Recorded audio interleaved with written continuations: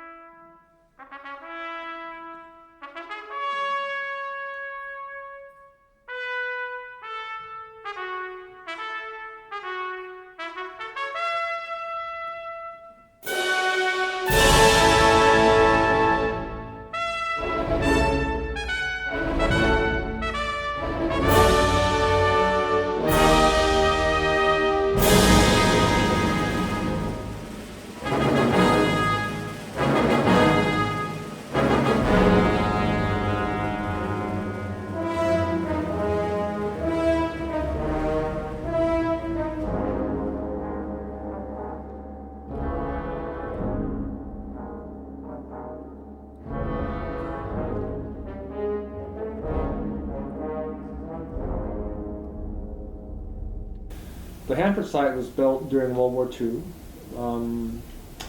and it was built in order to produce plutonium, which was one of the fuel for one of the first atomic bombs. The site was identified late 1942, and it was acquired in early 1943 by the Army. The Army was in charge of the Manhattan Project, and that was a crash program to build atomic bombs. The program was located all around the country. Other sites were in Tennessee and New Mexico and many other places. But the Hanford site was chosen deliberately to make plutonium. And people knew at the time that making plutonium would be a dirty process that had lots of risks. People might be exposed to dangerous chemicals or to radiation, and the process of manufacturing plutonium would generate a lot of waste products. And so people tried to find a place that was out of the way, isolated, not very populated, and they also needed a river nearby. The river would provide electricity to run the plant, and also would help cool the reactors and carry away some of the wastes. So all these things combined to explain why Hanford was selected. It's in central and eastern Washington, right along the Columbia River. It's isolated, it was isolated at the time. Grand Coulee Dam had just been completed, so there was plenty of electricity to run the plant. There was good soil, there was a railroad station nearby. There were all kinds of facilities that made it, at the time, seem like an ideal place to manufacture plutonium.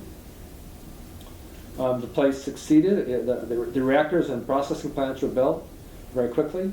By late 1944, early 1945, the place begins to produce plutonium. It begins to send the plutonium to Los Alamos, New Mexico, where it's assembled into weapons, into bombs. The first bomb ever in the world was exploded in New Mexico on July 16, 1945. That bomb was manufactured or made of Hanford plutonium. The second bomb in the world's history was dropped on Hiroshima, Japan, in August 1945.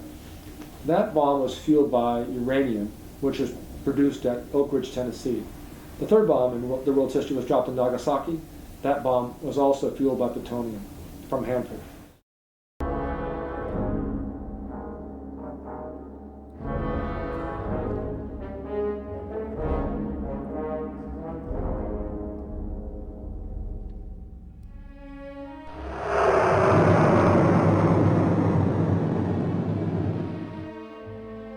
Missile launched.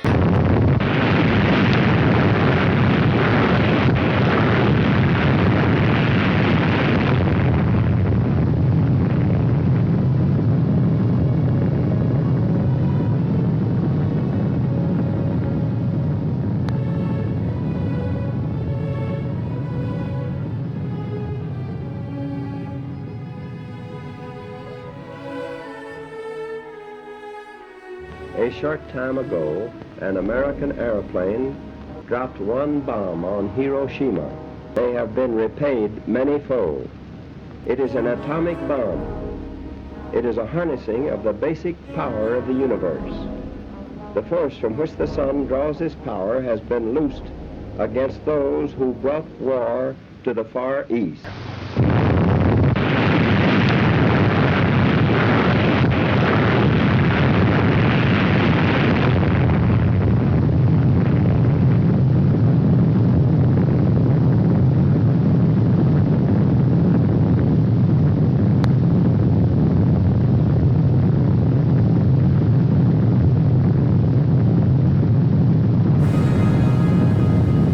greatest marvel is not the size of the enterprise, its secrecy, or its cost, but the achievement of scientific brains in making it work.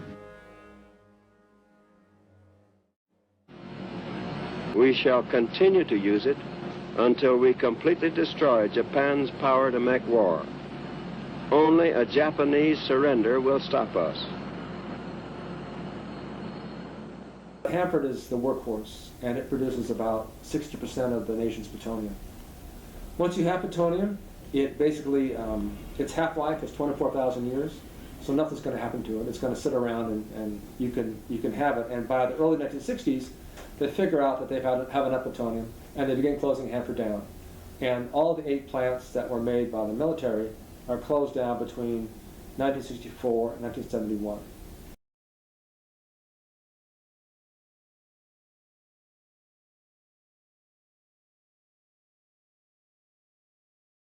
The site was built and operated at a time of war.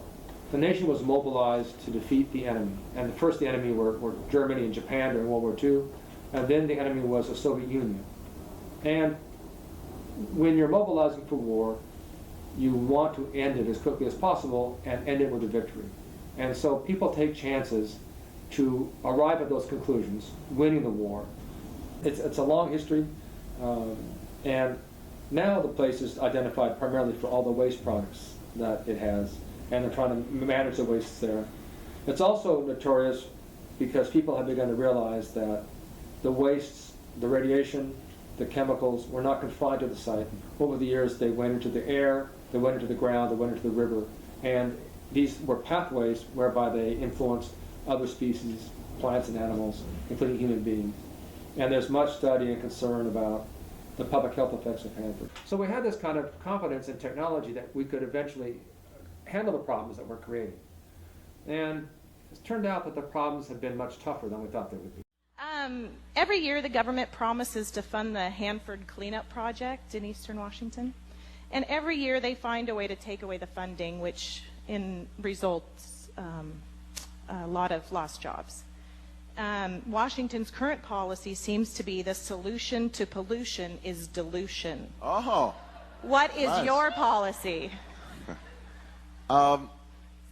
Here's something that you will rarely hear from a politician, and that is I'm not familiar with the Hanford site, and so I don't know exactly what's going on there. Now, having said that, I promise you I'll learn about it by the time I leave here on the ride back to the airport.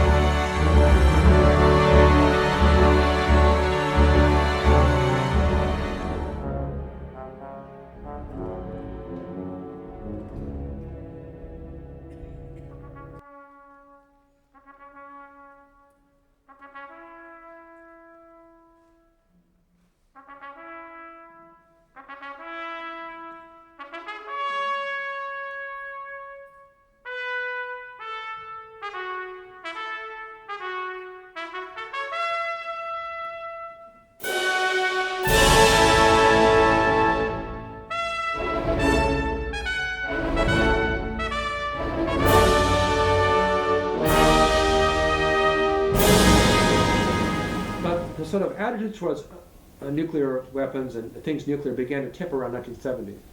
And the Bangor plant was established, the decisions were made to locate it here in Washington were in the 1970s. And this time the public wasn't so enthusiastic. The state went along with it, but there were protests even at the start. And people called this Auschwitz on Puget Sound. Sister Ann, Lynne Greenwald, Susan Crane, Father Bill Bixel, and myself on the 2nd of November. At sunrise at about 6:30, we entered into the nuclear bunker. When I say the nuclear bunker, it's also called SWIFPAC, Strategic Weapons Facility for the Pacific. And there is probably one of the largest accumulation of nuclear warheads in the world, 25% of the US arsenal of nuclear weapons. So you have high towers, you have lights, you have a double strand of concertina razor wire going around it. So when we got to there at sunrise in the morning, about 6 o'clock, an isolated area, and we snipped the cyclone fences with our wire cutters and spilled through, is the towers were able to see us immediately. But I think it all kind of said, here are people, our average age was 78 years old. We're not commandos, we're not professional soldiers at all. I wouldn't even know what to do with a gun of this nature. And it kind of shows there's really no security around these weapons anyhow. And so what kind of security are we expecting from such a thing, a weapon of such magnitude of destruction and killing? And here they are in a place where 78-year-olds, 80-year-olds can get to. So it's a statement. I've got well over 4 or 5 felonies, and I've spent more than 90 months in prison. Father Bix, I think, is just outstanding example. He's a member of several communities, Catholic and peace organizations. He was just recently awarded the same people who put together the Nobel Prize, the local people in the Puget Sound area, I think it's the Scandinavians, the Norwegians, gave him the local Peace Prize. And found that although all that so-called criminal activity actually is a great witness.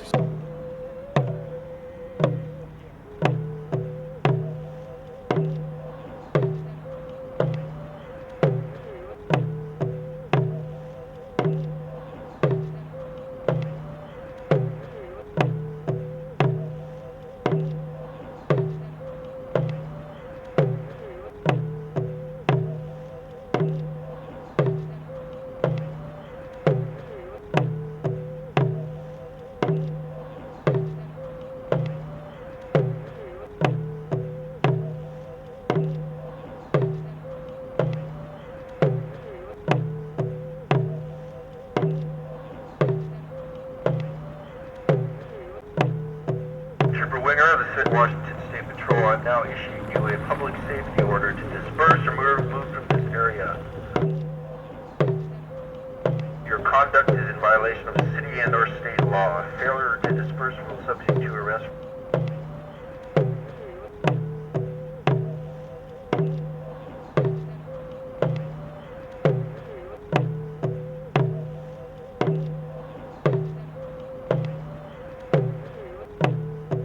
The last time somebody did this, or a couple of people, was on the Martin Luther King holiday last January, and they received a citation that read, "Suspicion of trespass." And they were simply crossing over the blue line at the base. So they may receive the same thing, or they could get a formal, complete trespass charge, and then they'll probably have to appear in court in a couple of months.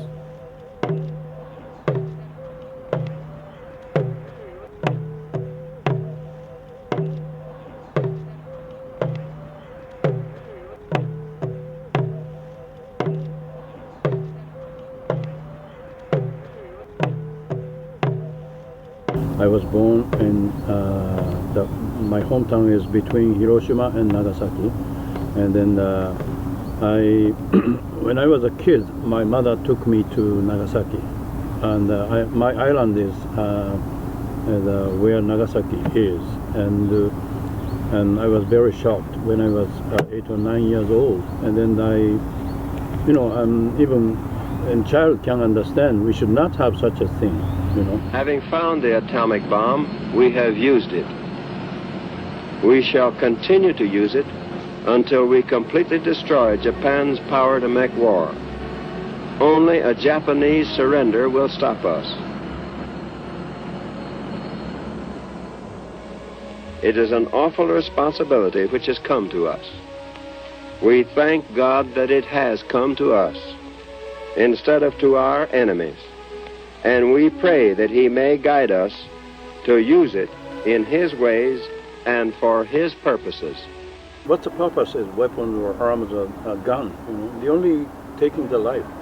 Yeah, that is wrong. And also, you know, I'm a Buddhist, and also I have a lot of Christian friends, Muslim friends also.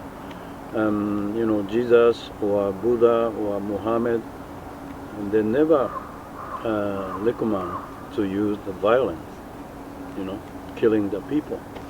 And people follow, many people follow the religion, you know, or their wisdom. But still, we can't realize their ideal world of, you know, peace.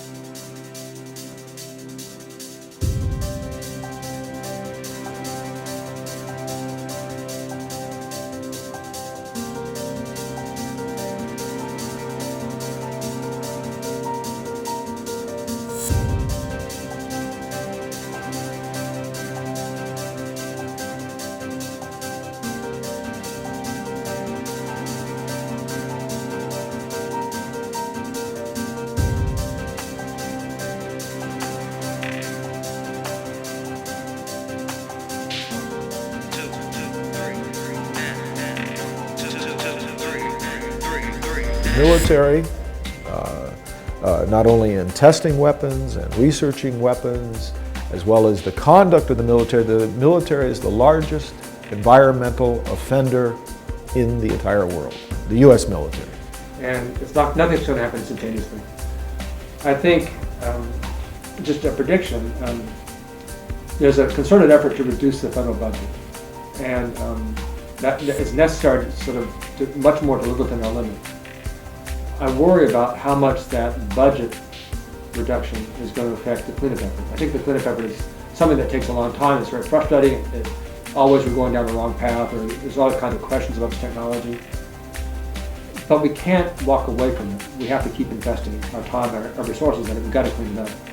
It's dangerous to everyone to have it there sort of just sitting, not contained. And I think in some ways we have to be equally mindful of Bangor. We have to do our part for the nation's defense, but if there are opportunities to reduce the number of submarines and reduce the number of warheads and start shrinking that, we need to negotiate and take those opportunities. We can't just continue to live with it like it's ordinary or part of business. So we have to close it down and reduce the numbers if we can. So I'm hopeful about that, but nothing's going to happen overnight.